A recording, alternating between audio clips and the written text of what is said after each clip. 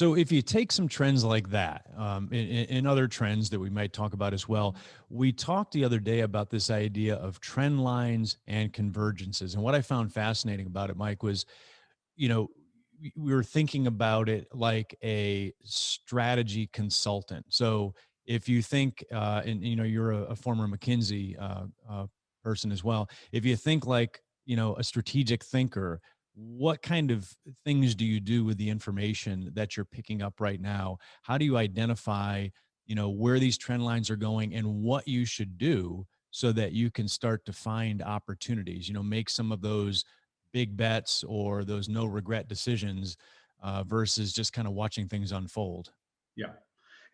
What's fun about trends is, and it's not like I'm some analytical wonk that's like building these models and looking at macro trends. It's like I'm reading the news, I'm listening to people, I'm talking to people.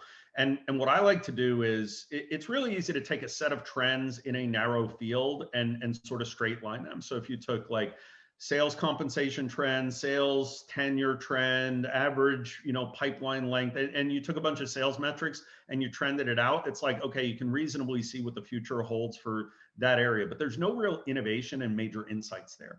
When I talk about trends, it's like take a bunch of different trends that have nothing to do with one another and see what happens when they intersect, right? So things like the rising cost of undergraduate education plus increased remote workforces, plus decreasing trust in long-term careers at corporations, plus increasing global climate change and global warming risks, and what sits at the intersection of any of those things.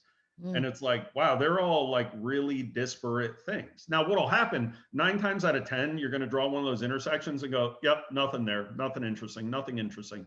But then all of a sudden say, hang on, hang on. So climate change and pandemic and work from home and working remote, and all of a sudden increased pressure on airline industry, and also people being shamed into traveling and carbon offsets, and wait a minute, how is this going to impact the travel industry, and what alternatives are there going to be to travel, and how is that going to impact how I think about the people that I hire, right? Because there's undergraduate degrees. Do they really need a degree anymore?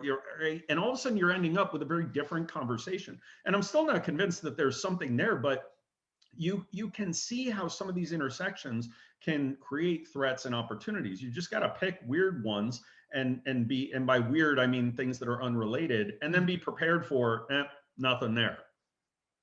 Yeah, so that's pretty cool in that you're taking some randomness, right? You're taking things that maybe aren't related, and you could say, well, it's kind of like Mad Libs or whatever. We're just trying to create combinations and see what we come out with here. Um, how do you do that in a logical way, Mike, and versus just kind of picking random things? Are you trying to find things that you assume would be related, or is it better to find things that are just obviously not No, related? I like the things that are obviously not related, because Okay. it's in those non-obvious intersections where the ideas reside that nobody else has thought of, because Ah, nobody said, like, well, what if I take this ingredient and this ingredient? Okay, now we're back to cooking, right? So what if I took this ingredient and this ingredient, and what would that taste like if I combine them? And all of a mm, sudden it's like nobody's ever done that before. It's like, all right, well, anybody willing to try? And sometimes it's horrible. Sometimes like my kids will tell you, I've had a couple of nightmare meals that I've cooked, right? But every once in a while, one of the best meals I ever made was called random crap in a taco shell. Okay. And I went to the fridge, and it was like we had some chicken cordon bleu and some baked beans and some other, like there were like 7 or 8 ingredients that you look at and you go, these things have no earthly business whatsoever being on the same plate. And put them all in a burrito shell and baked it and threw some enchilada sauce on it. And everybody took a bite, and we all just stopped and looked at each other. And we were like, oh my gosh, this is genius. Right. And it was just, and it was the intersections that you'd never deliberately think of, where an insight pops out and something interesting happens.